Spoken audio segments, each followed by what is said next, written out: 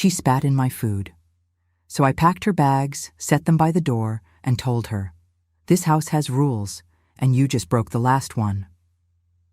My name is Geraldine Williams. I'm 73 years old, and I spent most of my life as a home health aide right here in Atlanta. Started back in the 70s when we still wore those crisp white uniforms and thick support hose. I've cared for so many folks I couldn't even count them if I tried. Patients with fevers, bedridden seniors, folks recovering from surgery, a little bit of everything. The doctors always respected me, even asked my opinion when a patient wasn't improving. But in my own home, I was being treated like I was nothing but a useless old woman. As if losing my Harold 5 years ago wasn't hard enough, I had to endure disrespect under my own roof. Me, who always stood my ground, who raised 3 boys on my own after my husband got sick. I was being humiliated day after day, drop by drop, like an IV slowly draining the life right out of you. Some folks think when a woman gets older, she doesn't see things, doesn't notice when they're trying to pull one over on her. They think you go blind just because your hair's gone gray, but the eyes of a woman like me see even what isn't right in front of them. We can feel it in the air when something ain't right.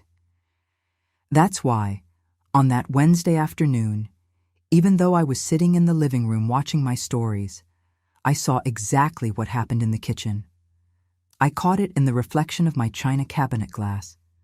Sierra, my youngest son Robert's wife, thought I was distracted, but I saw when she took the ladle, filled my bowl with soup, looked around to make sure nobody was watching, and spat in my food like I was some stray dog. In that moment, I didn't say a word. I just kept watching my show like I hadn't seen a thing. But inside, something changed. You know when you've been holding so much in that eventually it overflows? That's what happened to me. What I felt wasn't anger, it was certainty. A certainty that left me strangely calm. People think the elderly are weak, that we'll accept any kind of treatment because we're afraid of being alone, that we'd rather be mistreated than have no company at all. But there are things worse than loneliness. And being disrespected in your own home, in the food you're about to eat, that's something I wasn't going to tolerate for one more day. Nobody expected what would happen next. Not Sierra, not my son, not the neighbors who always saw me as sweet Miss Geraldine. Because when a woman like me decides to act, there's no stopping her. It might take some time, but that moment will come. And when it did, even I could hardly believe what I did. Entendido. Vou reescrever o bloco 2 seguindo o briefing para o público americano, com aproximadamente 1000 palavras. I've lived in the same brick ranch house on Magnolia Street for nearly 40 years now. It's in a working-class neighborhood on the south side of Atlanta, where most folks know each other by name and still bring over a casserole when someone's sick. My home isn't fancy, just a modest single story with 3 bedrooms, faded yellow paint, and a small front porch where I keep my rocking chair and a few potted geraniums that my neighbor Evelyn helps me tend to when my arthritis acts up. My husband Harold and I bought this place back in '82, when houses still cost what working folks could afford. Harold was a mechanic at the Ford plant, had the steadiest hands you ever saw, could fix just about anything with a motor. We raised our 3 boys here. Michael, the oldest, who's now over in Savannah, running his own construction business. James in the middle, always was the serious one, works for an insurance company up in Charlotte. And my youngest, Robert, who never quite found his footing in life. After Harold passed from that heart attack 5 years ago, the house felt too empty, too quiet. The walls seemed to hold echoes of a life that wasn't there anymore. I'd wake up reaching for him, only to find cold sheets next to me. I kept his clothes in the closet for nearly a year before I could bear to give them away. I'd sit on the porch in the evenings, watching the neighborhood children play, wondering how time had slipped by so fast. It was on one of those quiet evenings last year when Robert called. His voice had that familiar tension, the kind that always came before he asked for something. "Mama," he said, "Sierra and I are having some trouble with the landlord. We can't stay in our apartment anymore." Now Robert, my baby boy, has always been what my mother would call a dreamer. Never could hold down a job for more than a few months. Always had some new scheme that was going to make him rich. And Sierra, well, I'd only met her twice before they got married. Pretty girl, about 15 years younger than Robert, with those acrylic nails that clicked when she texted on her phone, which was most of the time. She had a way of looking at me like I was some relic in a museum, curious, but not particularly valuable. "What kind of trouble?" I asked, though I already knew the answer. Robert had never been good with money, just like his daddy. The difference was, Harold worked hard for what we had. "Just some missed payments," Robert said. "We'll figure it out, but we need a place to stay for a little while, just until we get back on our feet." A little while. That's what they all say, isn't it? But when you're 73 and living alone, the thought of having family around again doesn't sound half bad, even if it comes with complications. So I told him yes, they could come stay with me.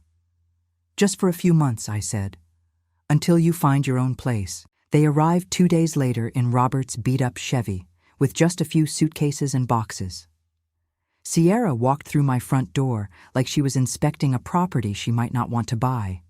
She ran her fingers along the mantel, looked at the family photos without commenting, and asked if there was Wi-Fi. "I had the cable company set it up last year," I told her. "The password is taped to the refrigerator." For the first few weeks, things were calm enough. Robert would go out looking for work, or at least that's what he said he was doing. Sierra spent most of her time on the phone or watching those reality shows on TV. I tried to be a good hostess, made sure the bathroom was always clean, cooked dinner every night, and kept my opinions to myself when Sierra would sleep until noon. We settled into a routine. I'd wake up early, like I've done my whole life, make coffee, and sit on the porch watching the neighborhood come to life. Must some fourings. Patterson across the street walking his old beagle. The Wilson kids waiting for the school bus on the corner.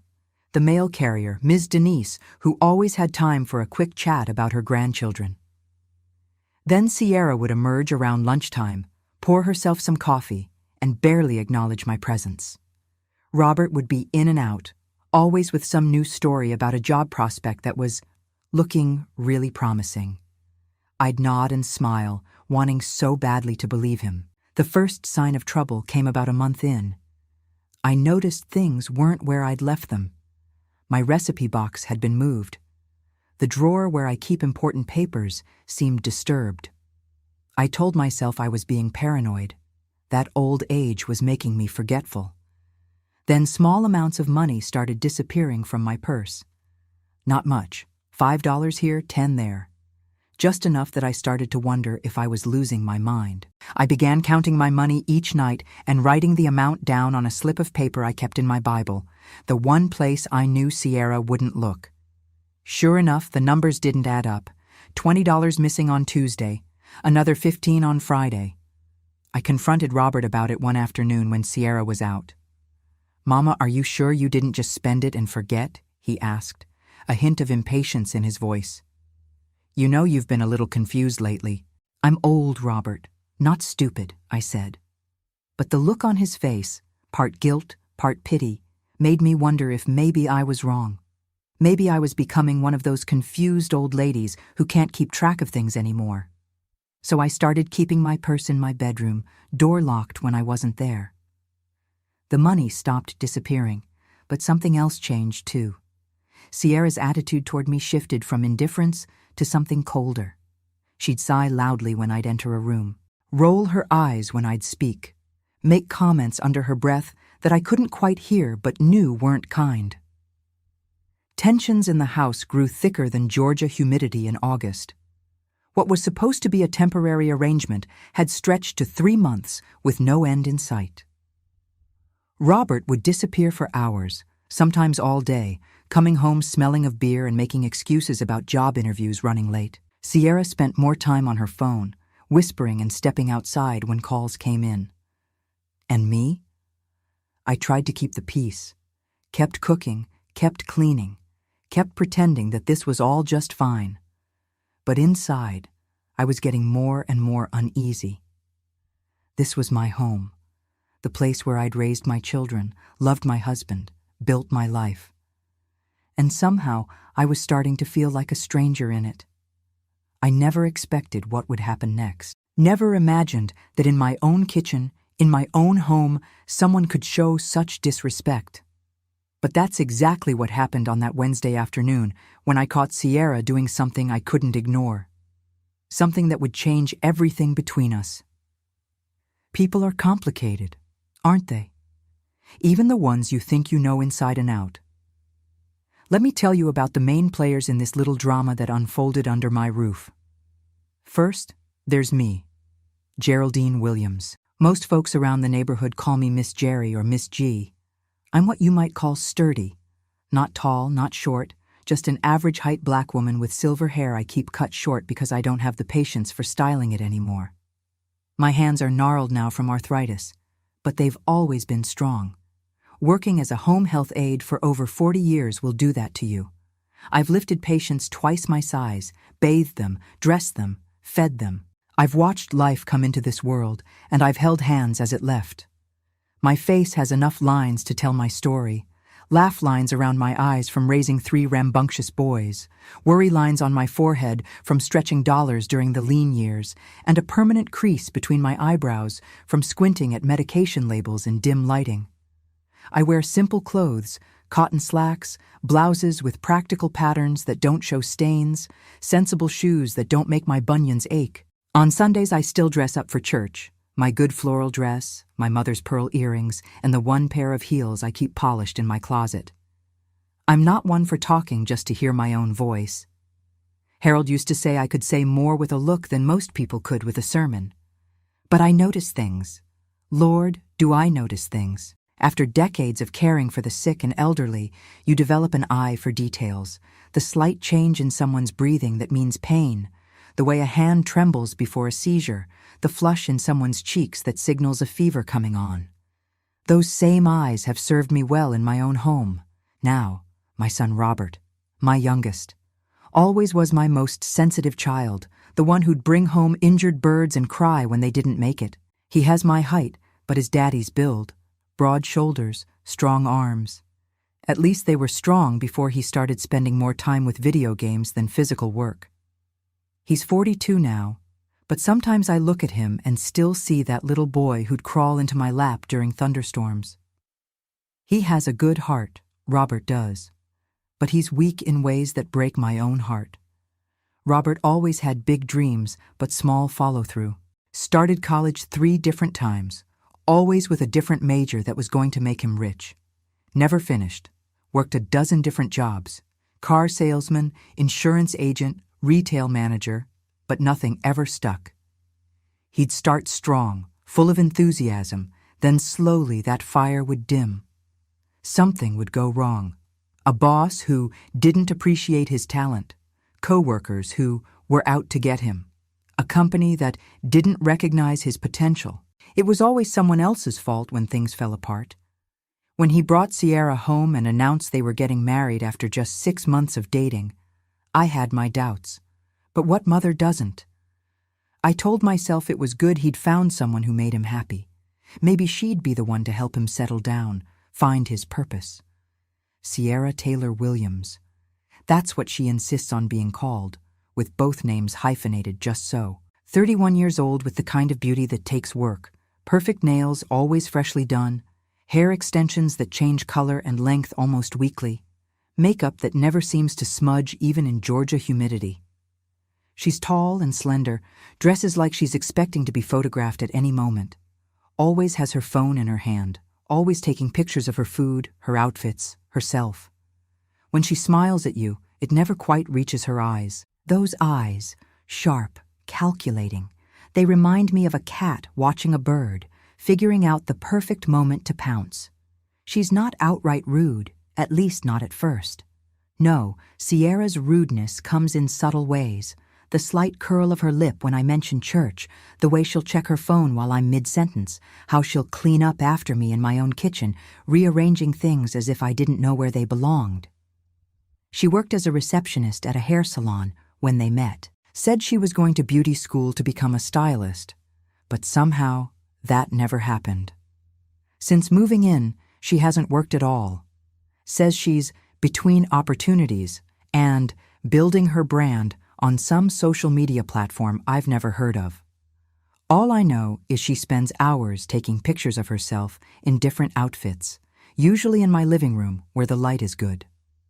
To the neighbors, Sierra is all charm.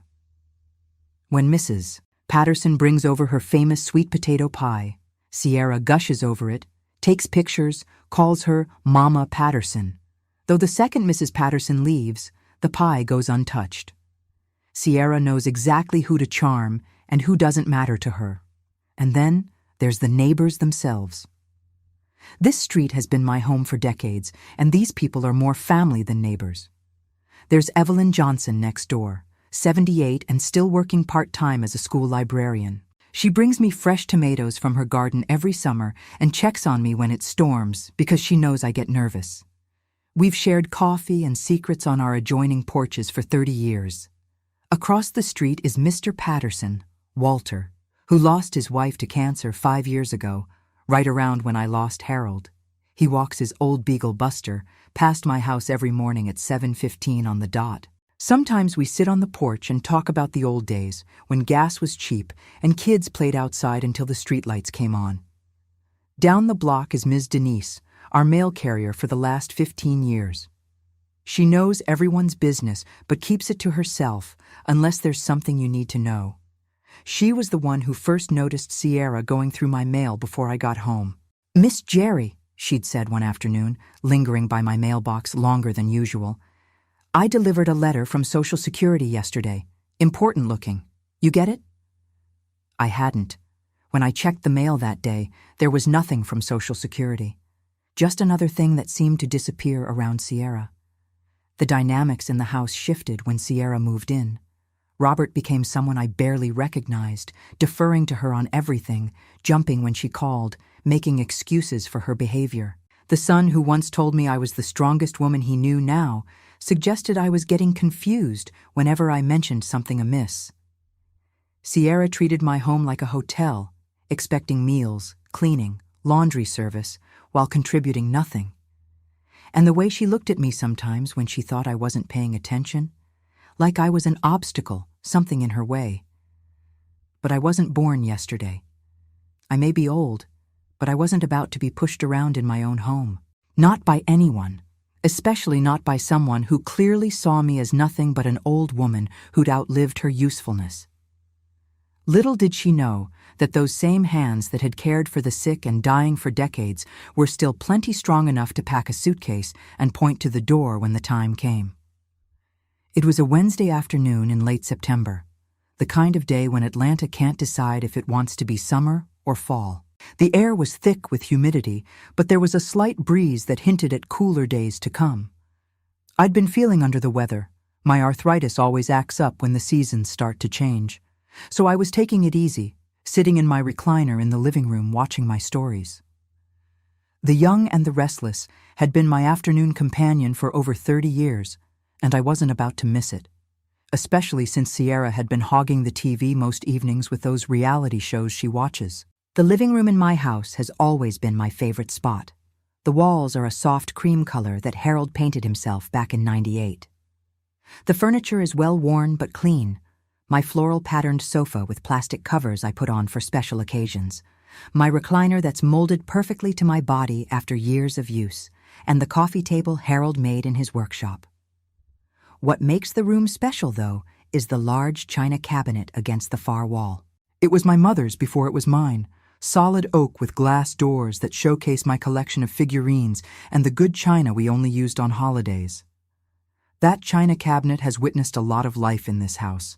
Birthdays, Christmases, Sunday dinners with all my boys and their families. But on that Wednesday, it witnessed something I never thought I'd see in my own home.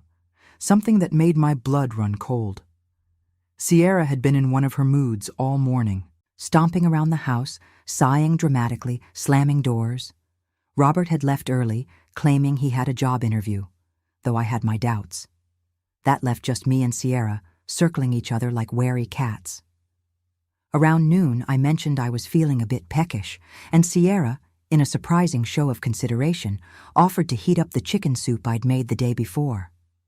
"I'll bring it to you, Miss Geraldine," she said, her voice sweeter than I'd heard it in weeks. You just rest your bones. I was suspicious of this sudden kindness, but my knees were aching something fierce, so I accepted the offer. Thank you, Sierra. That's mighty kind. I continued watching my show, but I could see the reflection of the kitchen in the glass doors of my china cabinet. It was like having eyes in the back of my head, something every mother learns to develop. I could see Sierra moving around in the kitchen, taking out a bowl, ladling soup from the pot on the stove. Nothing unusual. Until there was. She looked around first, checking to make sure I wasn't watching. Then, with the soup bowl on the counter, she leaned over it. I saw her gather something in her mouth, and then, "Lord have mercy," she spat. Right into my soup. Not a little accidental spray while talking, but a deliberate, hateful act. In that moment, something inside me just snapped, quietly, like a thread that's been pulled too tight for too long, finally giving way. But I didn't move, didn't gasp, didn't let on that I'd seen a thing. Sierra stirred the soup, hiding the evidence of her vile act, and brought it to me with a smile that didn't reach her eyes. "Here you go, Miss Geraldine, nice and hot." I took the bowl, my hands steady despite the storm raging inside me. "Thank you, Sierra. Would you mind grabbing me a napkin?" When she went back to the kitchen, I set the bowl on the side table, making sure not to spill a drop. When she returned, I smiled and thanked her again. Then I pretended to get a call on my cell phone, a trick my grandson had taught me for getting out of uncomfortable conversations. "Oh, it's Evelyn," I said, referring to my next-door neighbor. "I should take this. She's been having trouble with her blood pressure medicine." I stood up, leaving the soup untouched, and walked to my bedroom, closing the door behind me. Once alone, I sat on the edge of my bed, my hands shaking now with rage and disbelief. In all my years, through all the hardships and indignities I'd faced as a black woman in the South, I had never been treated with such contempt in my own home. By someone I'd taken in. By someone my son had chosen to marry. I didn't cry. I've never been one for tears when anger is more useful. Instead, I sat there, perfectly still, letting the reality of what had happened sink into my bones. This wasn't just about a bowl of soup. This was about respect, about dignity, about who had power in my home. Throughout my life, I'd faced plenty of challenges. I'd buried a husband, raised 3 boys on a home health aide salary, navigated a world that often didn't value women who looked like me. But through it all, I'd maintained my self-respect, and I'd earned the respect of others through hard work and dignity. What Sierra had done wasn't just disgusting, it was a declaration of war, a statement that she saw me as less than human, that she believed she could degrade me without consequences. I sat in that bedroom for nearly an hour, thinking about what to do. I could confront her immediately, but what would that accomplish? Sierra would deny it, Robert would be caught in the middle, and the tension in the house would become unbearable. No. This required something more deliberate, more calculated. This required patience. When I finally emerged from my bedroom, Sierra was on the couch, scrolling through her phone as usual. The soup bowl was gone, probably dumped in the sink or trash when I didn't eat it. "Everything okay with Evelyn?" she asked without looking up. "Yes, just needed someone to talk her through her new medication," I lied smoothly. "Thank you again for the soup. I just wasn't as hungry as I thought."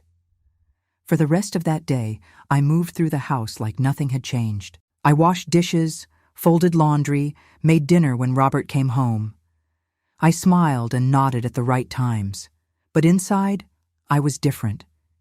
Inside, I was making a plan. That night, as I lay in bed staring at the ceiling, I made a decision. Sierra and Robert had been living in my home for 3 months. That was 3 months too long. It was time for things to change, and I was going to be the one to change them.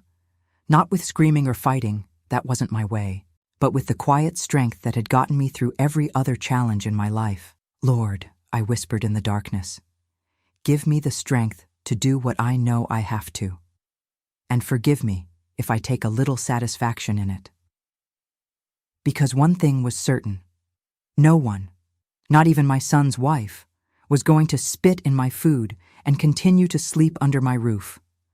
Not while I still had breath in my body and my name on the deed to this house. That day, something inside me just snapped. Quietly, and Sierra had no idea what was coming. The morning after I caught Sierra spitting in my food, I woke up with a clarity I hadn't felt in months. The house was quiet. Robert had left early again, and Sierra was still sleeping as usual. I moved through my morning routine, brushed my teeth, washed my face, put on my robe. But something was different. I wasn't just going through the motions anymore. I was watching, observing, planning.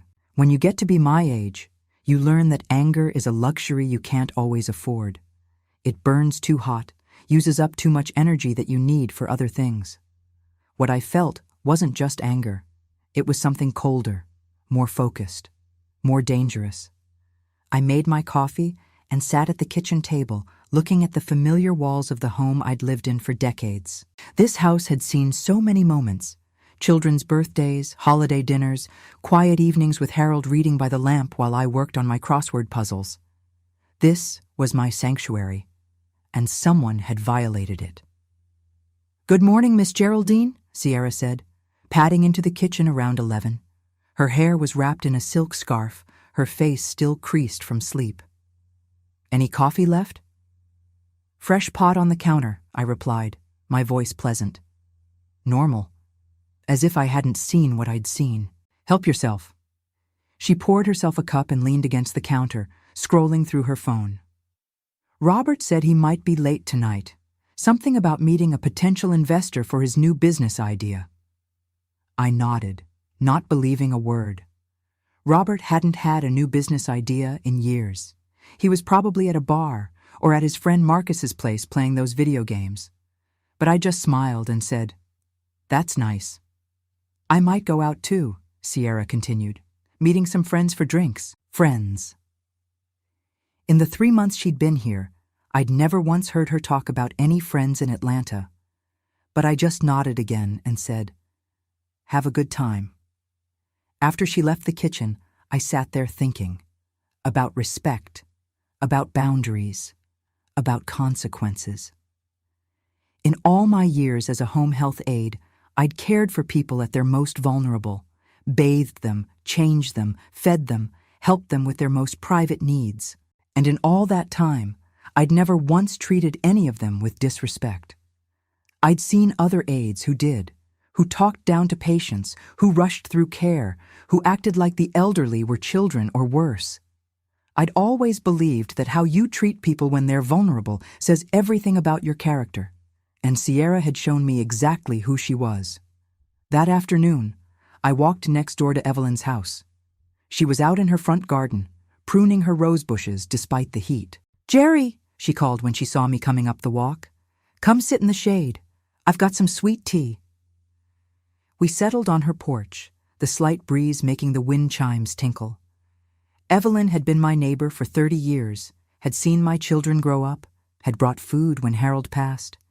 If anyone would understand, it would be her. "Something's troubling you," she said, not a question.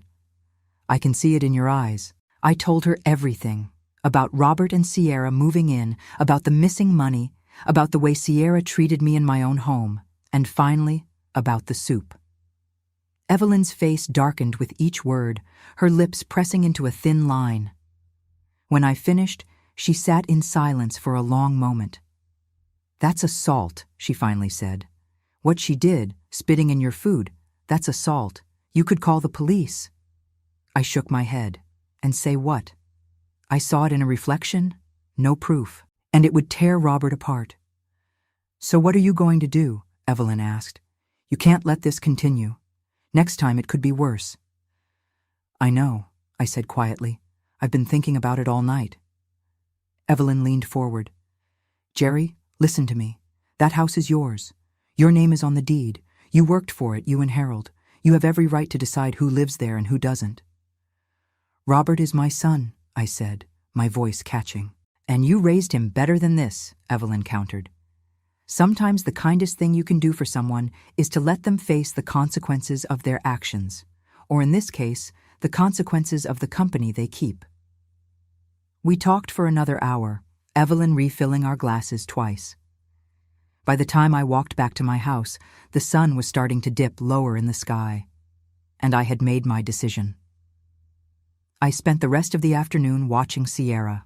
Not obviously, I wasn't going to make that mistake, but I noticed things, the way she always left her dishes in the sink for someone else to wash, how she'd turn up the TV volume when I was trying to read, the calls she'd take outside, speaking in hushed tones, the way she'd go through the mail before I got to it. Small things, but they added up to a pattern of disrespect, of contempt. That evening, while Sierra was out with her friends and Robert was who knows where, I went into their bedroom. I hadn't been in there since they moved in. I respected their privacy, even if they didn't respect mine. But tonight was different.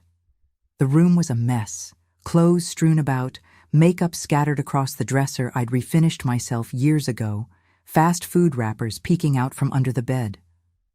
I didn't touch anything, just stood in the doorway and looked. This, too, was disrespect. Back in my own room, I sat on the edge of my bed and called Michael, my oldest son in Savannah. "Mama?" he answered, sounding surprised. I didn't call often in the evenings. "Everything okay?" "I need to ask you something," I said, "and I need you to be honest with me." "Of course," he said, his voice turning serious. "Do you think I'm getting confused? Forgetful? Unable to take care of myself?" There was a pause on the other end of the line. "Who said that to you? Was it Robert?" "Just answer the question, Michael." "No, Mama. You're as sharp as you've always been. Why are you asking me this?" I told him not everything, but enough. About the missing money. About Robert's claims that I was getting confused. About Sierra's attitude. "You want me to come down there?" Michael asked, and I could hear the anger in his voice. "I can be there tomorrow." "No," I said firmly. "This is my house, my problem. I'll handle it." "Are you sure? Because I can—" "I'm sure," I interrupted. "But thank you for telling me the truth." After we hung up, I sat for a long while in the quiet of my bedroom.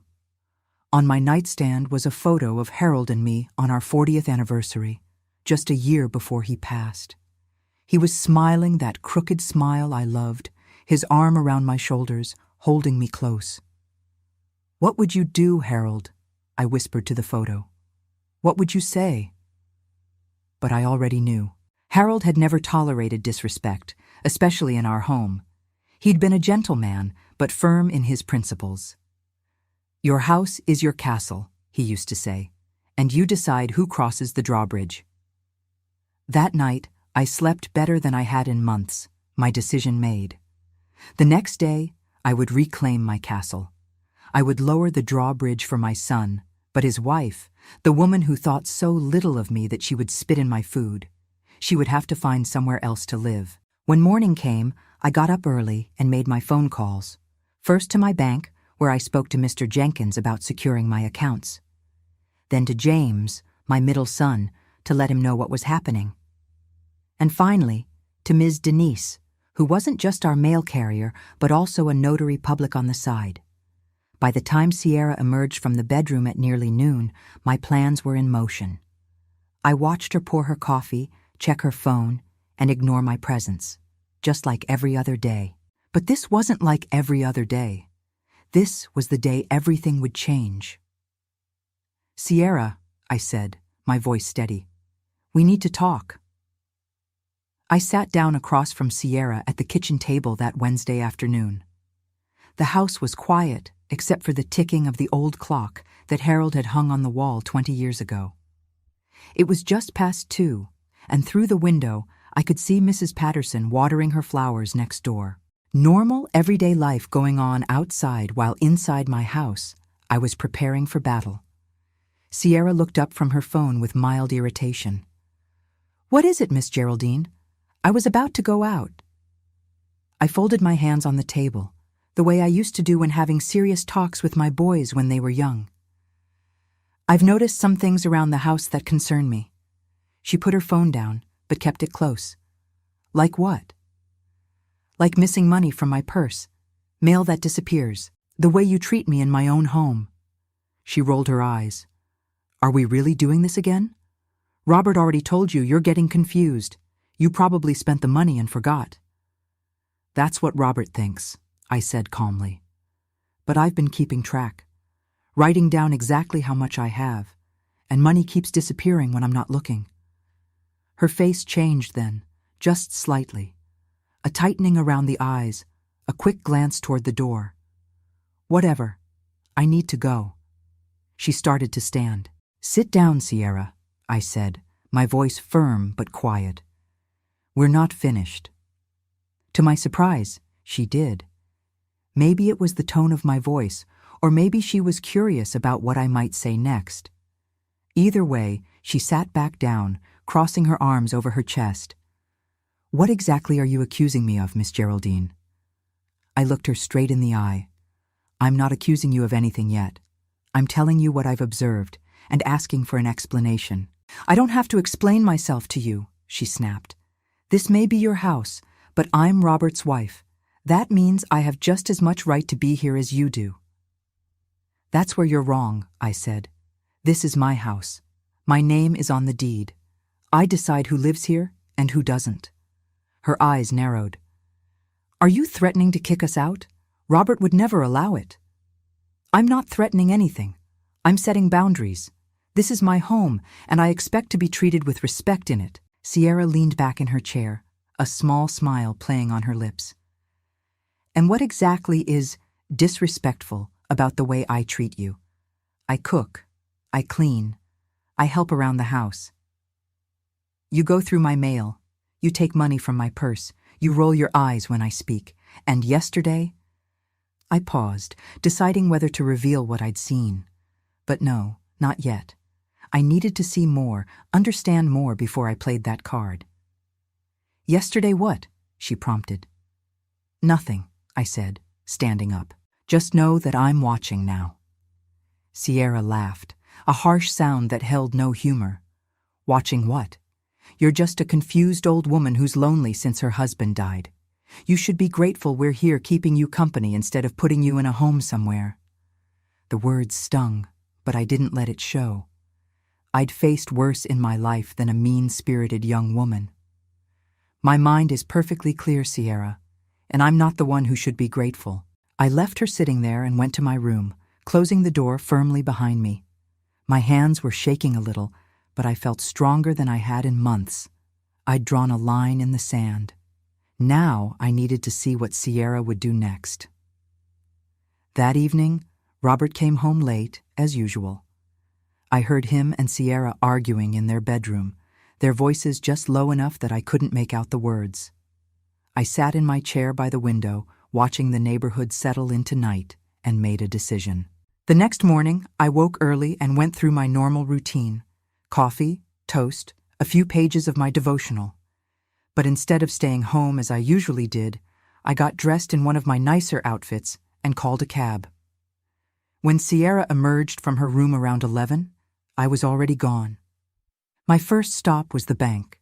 Mr. Jenkins, who'd known me for years, listened with growing concern as I explained the situation. Miss Geraldine, I'm so sorry to hear this, he said, his brow furrowed. Let's take some precautions right away. We spent the next hour securing my accounts. No more withdrawals without my being present in person. A new PIN for my debit card. A credit freeze to prevent any new accounts being opened in my name. It was a lot to take in, but Mr. Jenkins was patient, explaining everything twice when needed. One more thing, I said before I left. I'd like to check if there have been any other loans or credit cards opened in my name. The search revealed nothing, thankfully, but Mr. Jenkins suggested we keep the credit freeze in place, just to be safe. I thanked him and headed to my next stop, Ms. Denise's house. As our mail carrier and a notary public, Denise knew a lot about the neighborhood. I sat at her kitchen table, sipping the sweet tea she'd offered, and told her everything, including what I'd seen Sierra do with my soup.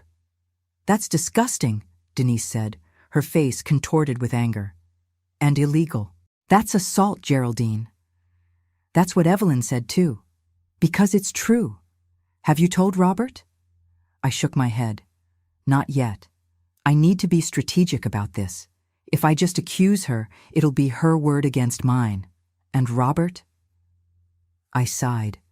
Robert hasn't been thinking clearly since he met her. Denise nodded, understanding in her eyes. Men can be like that, especially when they're already struggling. What can I do to help? I might need some papers notarized, I said. Official documents. Say no more. I'm here whenever you need me. By the time I got home that afternoon, I had a plan forming, not just for protection, but for what would come next. Because one thing was clear, Sierra could not continue to live in my house. The question was how to make her leave without losing Robert in the process. Sierra was out when I returned, and the house was blissfully quiet. I took the opportunity to do a little investigating of my own. In their bedroom, carefully so as not to disturb anything, I looked through drawers and closets. I wasn't sure what I was looking for until I found it. A small notebook wedged between Sierra's sweaters, filled with account numbers, passwords, and notes. Most of it meant nothing to me, but one page caught my eye. G's SS, first of month, $200. My social security check. The one that had seemed a little short lately when I checked my bank statement. She was tracking my income, planning around it. I carefully put the notebook back exactly where I'd found it and left the room, my heart pounding but my mind clearer than ever. Over the next 3 days, I observed Sierra's patterns carefully.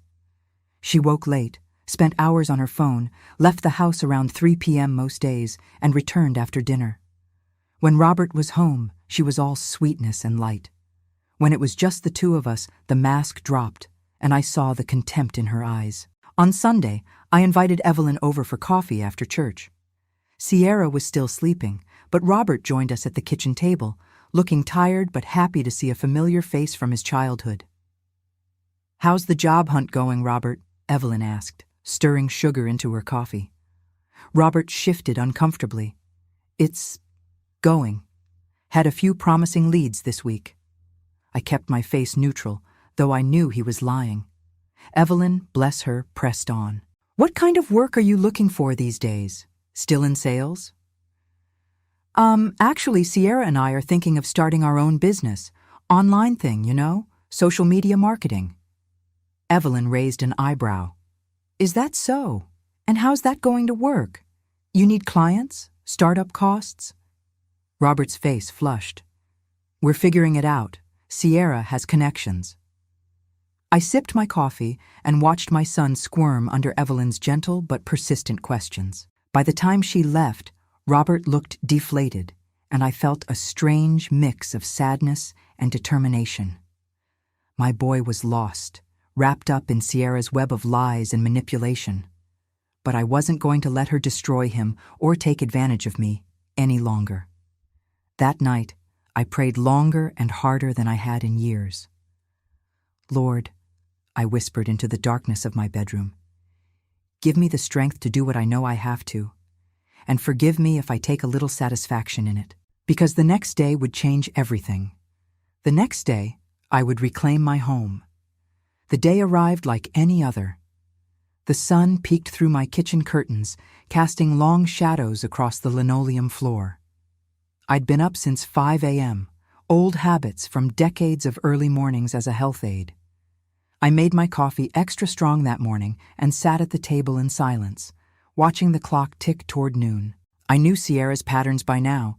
She'd sleep until at least 11, check her phone for an hour, then spend another hour in the bathroom getting ready. Robert had spent the night at his friend Marcus's place after another argument with Sierra, which was perfect for my plan. I needed to confront her alone. Around 10 a.m., I called Evelyn next door. "Today's the day," I told her. "You sure you don't want me to come over?" she asked, concern heavy in her voice.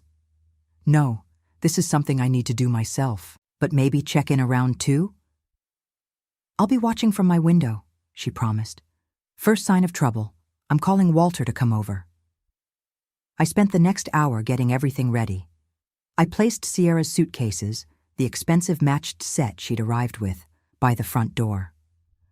I gathered all her clothes from the laundry and folded them neatly on top. Then I sat at the kitchen table with a cup of tea, waiting. In my hand, I held a small piece of paper, the withdrawal slip from my bank account with Sierra's forged signature. Mr. Jenkins had gotten it for me yesterday, along with documentation of all the unauthorized withdrawals over the past 3 months. At 12:30, I heard Sierra's footsteps in the hallway, followed by the bathroom door closing. The shower ran for nearly half an hour. By the time she emerged and made her way to the kitchen, it was past 1 p.m. She walked in wearing one of her fancy outfits, her hair done up, makeup perfect as always. She stopped short when she saw me sitting there, clearly surprised to find me at the kitchen table in the middle of the day rather than watching my shows in the living room. "What's going on, Miss Geraldine?" she asked, her eyes darting to the wall clock. "You feeling okay?" "I'm feeling just fine, Sierra," I said, my voice steadier than I'd expected. Better than I have in months, actually. She moved to the refrigerator, pulling out the orange juice. "That's good. I was about to head out. Got an interview for a receptionist position at that new salon in Buckhead." Another lie. I'd called every salon in Buckhead yesterday. None were hiring. "Before you go," I said calmly, "there's something we need to discuss." She poured her juice, not looking at me. "Can it wait? I don't want to be late." "No, it can't wait. And you won't be late because there is no interview." That got her attention. She turned, her perfectly arched eyebrows drawing together. "Excuse me?" "I know about the money, Sierra, the withdrawals from my account, the forged signatures." I slid the bank slip across the table. "This is just one of many." Her face changed then, just for a second, a flicker of panic before the mask of indignation settled in. "I don't know what you're talking about. That's crazy. I also know about you going through my mail, redirecting my Social Security checks, taking cash from my purse." I kept my voice level, my hands folded on the table. "And I know what you did to my soup last Wednesday." Her eyes widened just enough to tell me she remembered exactly what she'd done. "What are you even—" "I saw you," I said, cutting her off. "In the reflection of my china cabinet glass. I saw you spit in my food before serving it to me." Sierra's face went through a series of expressions: shock, anger, calculation, and finally, a cold smile. "And who's going to believe you? The confused old woman who forgets where she puts things? Who can't remember if she's taken her medication? Who needs her son to take care of her?" "That's where you're wrong," I said. "I've been documenting everything. The bank has records of the forged signatures. Ms. Denise saw you going through my mail. And as for being confused," I pulled out another piece of paper from my pocket, the results of a cognitive assessment I'd had done at my doctor's office yesterday. According to Dr. Williams, my cognitive function is excellent for my age group. No signs of dementia or memory issues whatsoever. For the first time since I'd known her, Sierra looked genuinely rattled. She set her juice down with a thump, some of it sloshing over the side. "So what? Robert will never believe you over me. Never." I stood up then, smoothing my dress as I rose. "You might be right about that. My son has been blind when it comes to you, but it doesn't matter what Robert believes anymore." I walked past her to the front door and gestured to the suitcases I'd placed there. "Your things are packed. I want you out of my house within the hour." Sierra laughed, a sharp, brittle sound. "You can't kick me out. This is Robert's home too." "This is my home," I corrected her. "My name is on the deed. I paid off the mortgage 15 years ago. Robert is welcome to stay. In fact, I hope he does. But you, Sierra, are no longer welcome here." "You can't do this," she said, her voice rising. "You can't just throw me out." "I can, and I am." I reached into my pocket and pulled out a folded document. "This is a formal eviction notice. Ms. Denise notarized it yesterday. You have 1 hour to leave voluntarily, or I'll call the police and report the theft and forgery." Your choice. Sierra's face contorted with rage. You vindictive old witch. You think you can just— I think I can protect myself and my home from someone who has stolen from me, disrespected me, and deliberately contaminated my food, I said, my voice still calm, but with an edge of steel now. Which, by the way, is considered assault in the state of Georgia. She stared at me, her eyes narrowing to slits. Robert won't stand for this. He'll choose me. That's his choice to make, I said. And if he does, I'll wish him well. But you and I both know he's not happy. He's just afraid to start over. Sierra stalked past me to the front door, grabbed one of her suitcases, and hurled it across the room. It hit the wall with a thud, leaving a dent in the drywall. You'll regret this, she hissed. I swear to God you'll regret this. I didn't flinch, didn't raise my voice, just looked her in the eye and said, No, I don't believe I will.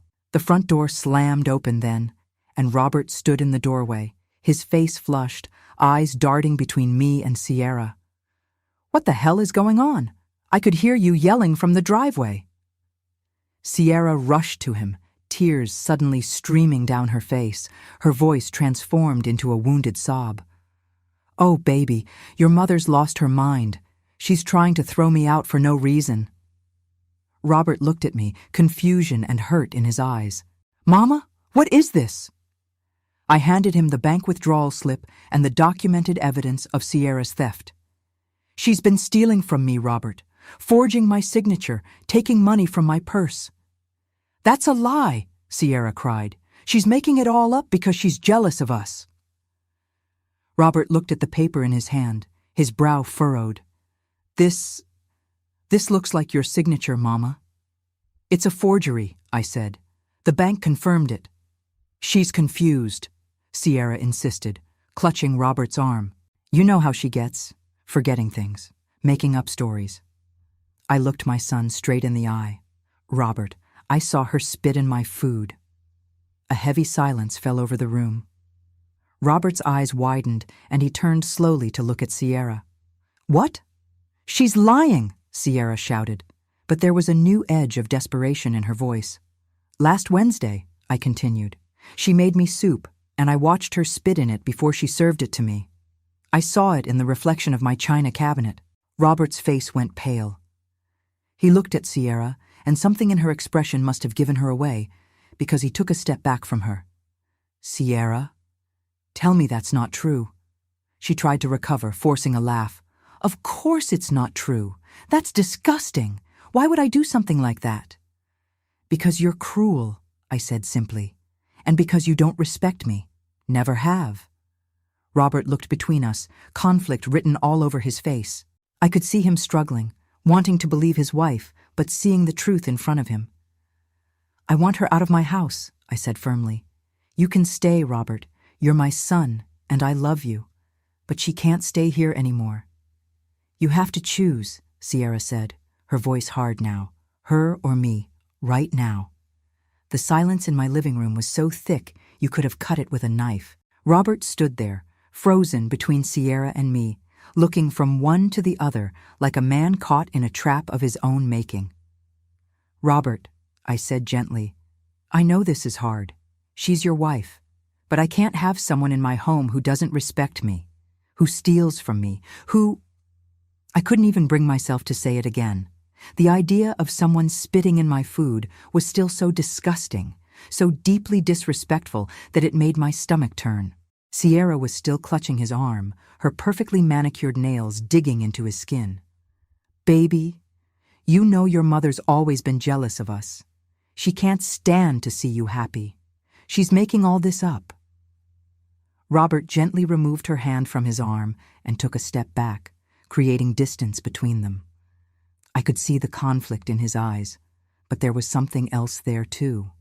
A dawning realization, perhaps even a relief, like he'd been waiting for permission to see what had been right in front of him all along. Sierra, he said quietly, did you spit in my mother's food? What? No, of course not, she exclaimed, but her voice was too high, too frantic. How could you even ask me that? Because I know my mother, he said, And in all my life, I've never known her to lie. Not once. Sierra's face changed then.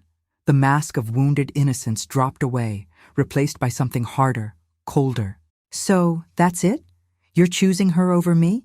Your pathetic, controlling mother over your own wife? This isn't about choosing sides, Robert said, his voice finding strength I hadn't heard in months. This is about right and wrong, about respect. Respect? Sierra laughed bitterly. What about respecting me? We've been stuck in this dump for months while she watches our every move, judging us, making us feel like charity cases. This dump is my home, I said calmly, and you've been living in it rent-free, eating food I paid for, using utilities I cover, all while stealing from me behind my back. Sierra's face flushed red.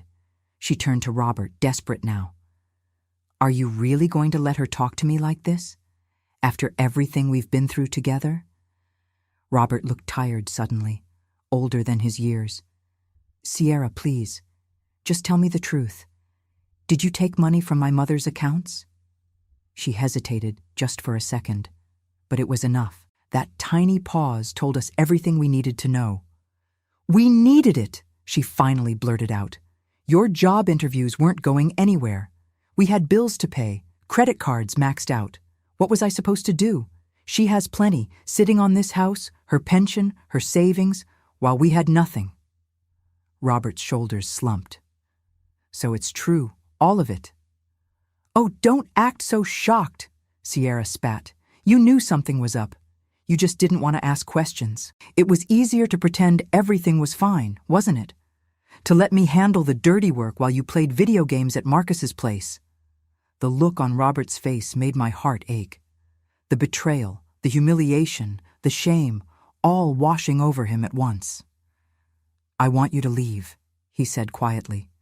Both of us. We'll find somewhere else to go. That wasn't what I expected. My breath caught in my throat. Robert, no. You don't have to leave. This is your home too. No, Mama, he said, shaking his head. I can't stay here after what she did to you. I need some time to figure things out. Sierra's eyes lit up. See? He's choosing me after all. I'm not choosing anyone, Robert said firmly. I'm going to stay with Marcus for a while, alone. The triumph on Sierra's face crumbled. What? You can't be serious. I am, he said. I think we need some time apart. I need to think about everything. Sierra's face contorted with rage. She grabbed the nearest thing, a framed photo of my late husband, and hurled it against the wall. The glass shattered, scattering across the hardwood floor. You weak, pathetic mama's boy, she screamed. You think you can survive without me? You're nothing, nothing. Robert didn't flinch. He just looked at her with a sadness that seemed to come from deep inside. I think you've just proven my mother's point, he said quietly. Sierra stormed to the front door, grabbed one of her suitcases, and flung it open. She looked back at us, her eyes burning with hatred. This isn't over. Either of you. You'll regret this. The door slammed behind her with such force that the windows rattled. The sudden silence felt like a physical presence in the room. Robert and I stood there, neither of us knowing quite what to say. My son, my baby boy, now a middle-aged man with graying temples, looked lost. I wanted to go to him, to hold him like I did when he was small and had fallen off his bike or been teased at school. But this wasn't a hurt that a mother's embrace could heal. I'm so sorry, Mama, he finally said, his voice breaking. I should have seen it. Should have known. It's not your fault, I told him, though part of me wanted to shake him and ask how he could have been so blind. But I knew the answer. Love, or what we mistake for love, can blind us to the most obvious truths. I'll pay you back, he said. Every penny she took, I promise. I nodded, though money was the least of my concerns right now. Where will you go? Marcus said I could crash on his couch for a while, just until I figure things out. He ran a hand through his hair, looking around the living room as if seeing it for the first time. I can't believe she did that. spitting in your food. Who does something like that? Someone who has no respect, I said simply. For me, for you, for herself. Robert nodded slowly. I need to get some things. Then I'll go. He paused, looking uncertain. Is that okay? If I take some time? Of course it is, I said. This is still your home, Robert. It always will be. But I understand if you need space right now. He disappeared into the bedroom, and I heard drawers opening and closing. I sat down on the sofa, suddenly exhausted. The confrontation had drained me in a way I hadn't expected. I'd stood up for myself, reclaimed my power, and yet there was no triumph in it, only a hollow sadness. When Robert emerged with a duffel bag slung over his shoulder, he looked like a younger version of himself, the boy who'd left for college, eager and scared all at once. I'll call you tomorrow, he said. I nodded, not trusting myself to speak. He paused at the door. Mama, you did the right thing, standing up for yourself. I'm proud of you for that. And then he was gone, too, leaving me alone in my house for the first time in months. The silence was deafening. I looked around at the home I'd fought to protect, the familiar walls, the photographs, the furniture Harold and I had chosen together decades ago. It was mine again. No more walking on eggshells, no more missing money, no more disrespect. But as I bent down to pick up the broken pieces of Harold's picture frame, I couldn't help wondering about the cost. My son was gone. His marriage, troubled as it was, possibly over. And I was alone again. Outside, the streetlights were coming on. Through the window, I could see Evelyn on her porch, watching my house with concern. Mrs. Patterson was walking her dog, slowing as she passed by, no doubt wondering about the commotion earlier. Tomorrow, the neighborhood would be buzzing with what had happened at Miss Geraldine's house. But tonight, I just needed to be still, to breathe, to remember that sometimes standing up for yourself means being alone for a while, but at least you can look yourself in the mirror with dignity. I carefully removed Harold's photograph from the broken frame, wiped away the glass shards, and placed it on the mantel. Well, I whispered to his smiling face, that didn't quite go how I expected, but I think you would have approved. And somewhere deep inside, I felt something like peace begin to settle over me. The morning after Sierra and Robert left, I woke up to a silence that felt almost foreign. For months, I'd been living with the constant tension of Sierra's presence, the sound of her footsteps, her voice on the phone, the way she'd slam cabinet doors in the kitchen. Now there was just peace. I lay in bed for a few extra minutes, listening to the neighborhood coming to life. Birds singing outside my window, Mr. Patterson's dog barking at the mail truck, the familiar creak of Evelyn's screen door as she stepped out to get her newspaper. I made my way to the kitchen and brewed a pot of coffee. My kitchen looked different somehow, cleaner, more orderly. I realized it was because Sierra's expensive coffee maker was gone from the counter. Her protein shakes and diet foods no longer cluttered my refrigerator. The space felt like mine again. Around 10, the phone rang. It was Michael, my oldest. Mama, just checking in. How are you doing? I'm fine, baby. Really? Robert called me last night, he said, his voice careful. Told me what happened. I sighed, sitting down at the kitchen table. And what exactly did he say? That Sierra had been stealing from you, that she'd... He paused, his voice tightening. That she'd done something disgusting with your food, and that you asked her to leave. That's the short version, yes. Mama, why didn't you tell us this was going on? James and I would have come down there right away. This was something I needed to handle myself, Michael. I'm not some helpless old woman who needs her sons to fight her battles. Nobody said you were, but we're family. We're supposed to help each other. We talked a while longer, with Michael offering to come visit the following weekend. I told him I'd be happy to see him, but made it clear I didn't need rescuing. After hanging up, I sat for a while, thinking about family. About how the people who are supposed to love you the most can sometimes be the ones who hurt you the deepest. about how blood ties don't guarantee loyalty or respect. And yet, despite everything, I couldn't help feeling a pang of worry for Robert. Whatever Sierra had done to me, he was the one who'd have to face the aftermath of a broken marriage. The doorbell rang around noon. It was Evelyn, bearing a casserole dish covered in aluminum foil. "Thought you might not feel like cooking today," she said, stepping inside. "You didn't have to do that." "I know I didn't have to. I wanted to." She set the dish on the counter and turned to face me. "So? How are you, really?" We settled in the living room, where I told her everything that had happened after she'd seen Sierra storming out. "He didn't choose her then," Evelyn said, nodding with satisfaction. "I'm glad. That boy may be confused, but he knows right from wrong. Harold raised him better than that." "He didn't exactly choose me either," I reminded her. "He left too. He needs time to sort himself out. Can you blame him? Finding out your wife is a thief and worse, that's a lot to process." I nodded, understanding. "I just hope he doesn't go back to her." "Would you forgive him if he did?" I thought about it, my hands smoothing the fabric of my dress. "He's my son. I'll always love him. But forgiveness, that might take some time." Over the next week, a new rhythm established itself in my home. I started attending the senior aerobics class at the community center again, something I'd stopped doing when Sierra and Robert moved in because Sierra had made comments about old people exercising. I rejoined my church's Bible study on Wednesday nights.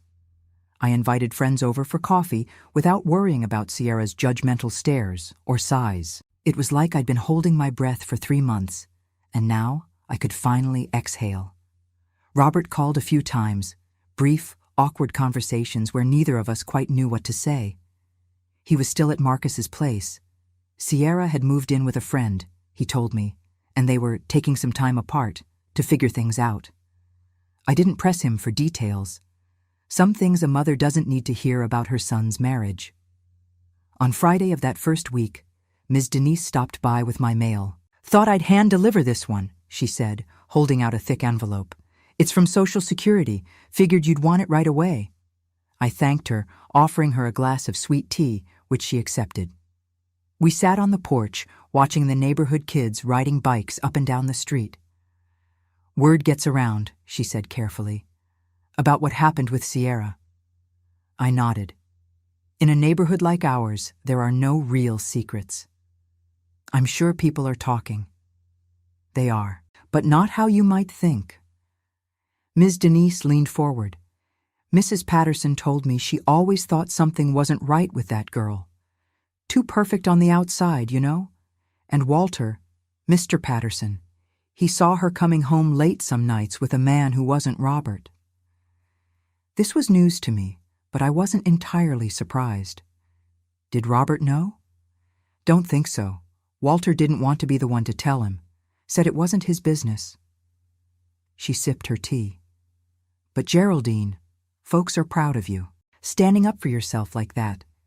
Not everyone would have the courage." I hadn't thought of it as courage, just necessity. But hearing her say it made me sit a little straighter. The second week brought more changes. I went to the bank and set up new accounts with additional security measures. I changed the locks on my house, not because I was afraid of Robert coming back, but because I didn't want Sierra to have any way to get in. Mr. Jenkins at the bank helped me set up a credit monitoring service to make sure no new accounts were opened in my name. I also started volunteering at the community garden near the church. There was something healing about getting my hands in the dirt, planting things that would grow and bloom. Mrs. Wilson, who ran the garden, put me in charge of the tomato plants, saying I had a knack for them. I'd come home with soil under my fingernails and a sense of accomplishment I hadn't felt in years. On Wednesday of the third week, Robert showed up on my doorstep. He looked thinner, his eyes shadowed with fatigue. But there was something different about him, too. A straightness to his shoulders that hadn't been there before. "Can I come in, Mama?" he asked, standing awkwardly on the porch. I stepped aside, letting him enter the house he'd grown up in, the house he'd left 3 weeks ago. We sat in the living room, the space between us filled with unspoken words. "I've been doing a lot of thinking," he finally said. "About Sierra, about me, about how I let things get so out of control." I stayed silent, letting him talk. "She was," he sighed, running a hand through his hair. "She was never who I thought she was. I see that now. I was just so caught up in how she made me feel, like I was special, important. But it wasn't real. None of it was real." "I'm sorry, baby," I said softly. "No." He shook his head firmly. "Don't apologize. You have nothing to be sorry for. I'm the one who should be apologizing. I brought her into your home. I defended her when she was mistreating you. I chose not to see what was happening right in front of me." The pain in his voice broke my heart. However angry I'd been at him, he was still my son, still my baby boy, no matter how old he got. "We filed for divorce," he said. "I'm staying with Marcus until I can find my own place. Got a job interview next week at the auto parts store on Cascade Road." "That's good, Robert. That's real good." He hesitated, then asked the question I could see had been on his mind. "Would it be okay if I came by sometimes? Just to check on you, maybe have dinner now and then?" "This is still your home," I told him. "It always will be. But we both need some time to heal, to find our way back to who we were before all this." He nodded, understanding. "Thank you, Mama, for everything, for showing me what real strength looks like." When he left, I stood on the porch watching him walk to his car, remembering the little boy he'd once been, remembering the man I knew he could still become. The neighborhood settled into its normal rhythms as spring gave way to summer. The children were out of school, filling the streets with their laughter and games. The heat wave that settled over Atlanta had everyone moving a little slower, seeking shade and cold drinks. And me? I found my own rhythm again. Morning coffee on the porch, tending to my garden. Sunday services at church, visits from friends and neighbors, phone calls with my sons.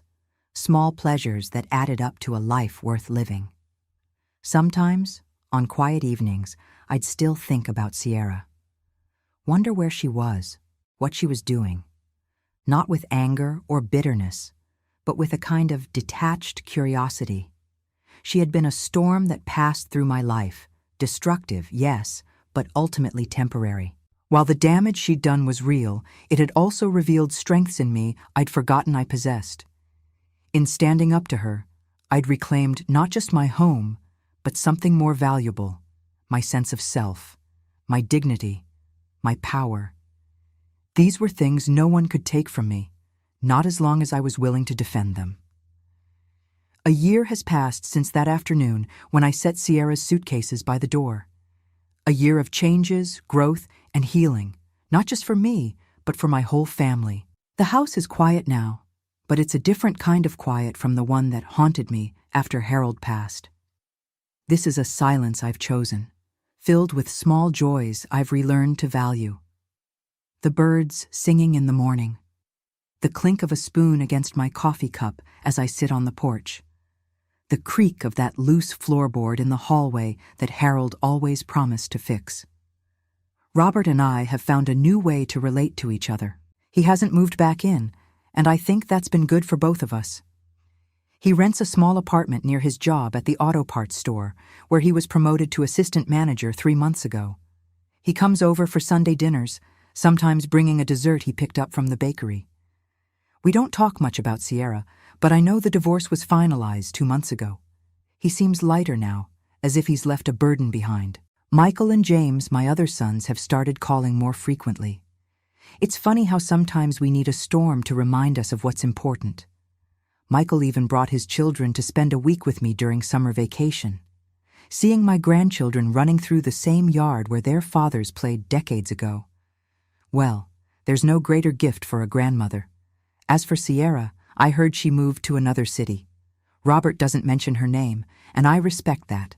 I've learned that some people enter our lives not to stay, but to teach us something important. Sierra, with all the harm she caused, taught me to value my own strength. She showed me that even at 73, I still have the courage to stand up for myself, to set boundaries, to choose dignity over complacency. The neighborhood has changed too, not the place itself, but how I relate to it. People treat me differently now, with a kind of respect that goes beyond age. Mrs. Patterson invited me to join the neighborhood community council. Walter spends more time on my porch, drinking tea and talking about the old days. Even the children on the street seem to see me with different eyes, as if that little old lady has transformed into someone interesting. In the community garden, my plants flourish.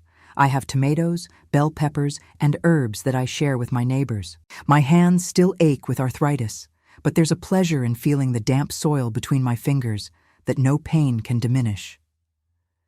"You look younger, Geraldine," Evelyn told me the other day as we watered our plants. "There's a sparkle in your eyes I haven't seen in years." Maybe she's right. I don't feel younger. I still have the same bones that ache when rain is coming, the same eyes that need glasses to read the newspaper. But I feel more myself, as if all that trouble with Sierra scraped away a layer of doubt and fear that had been building up since Harold died, revealing the strong woman who was always underneath. A few weeks ago, I found a box of old photographs in the closet. I spent the whole afternoon looking at images from the past. Harold and me when we were young, the boys as children, our first house. There was one photo in particular that caught my attention. Me at 30, with baby Michael in my arms, looking directly at the camera with a defiant gaze. At the time, we were facing difficulties. Harold had lost his job, money was tight, the future uncertain. But in that photo, my chin was raised, my eyes determined. I kept that photo on my bedside table. It reminds me that the strength I showed with Sierra didn't come from nowhere. It was always there, waiting to be rediscovered. People often think that when we get old, we become weak, dependent, easy to manipulate. They think we no longer have a voice, that we should be content with any crumbs of attention or affection, that we should be grateful when someone sacrifices to keep us around, even when that someone treats us with disrespect. But age doesn't diminish our value. It doesn't erase our dignity. It doesn't make us less deserving of respect. Sometimes, life waits until our hair has turned gray to teach us the most important lessons. In my case, I learned that it's never too late to set boundaries, to say no, to choose ourselves, even when it means being alone for a while. Yesterday, Robert asked if I felt lonely in this big house. I smiled and told him there's a difference between being alone and being lonely. Being alone is a circumstance. Being lonely is a state of mind. And me? Well, I'm alone when I want to be, accompanied when I desire company, and at peace with myself all the time. I don't know how much longer the good Lord will keep me on this earth, but I know that whatever time I have left, I'll live with the certainty that my house is my kingdom, that my decisions have value, that my voice deserves to be heard. Because sometimes, strength looks like silence until the moment we finally speak. And when we do speak, well, we make sure they never forget it, and that's my story. Now I want to know, where are you all listening from? Comment below and let me know what city you're from. Sending you all a big hug.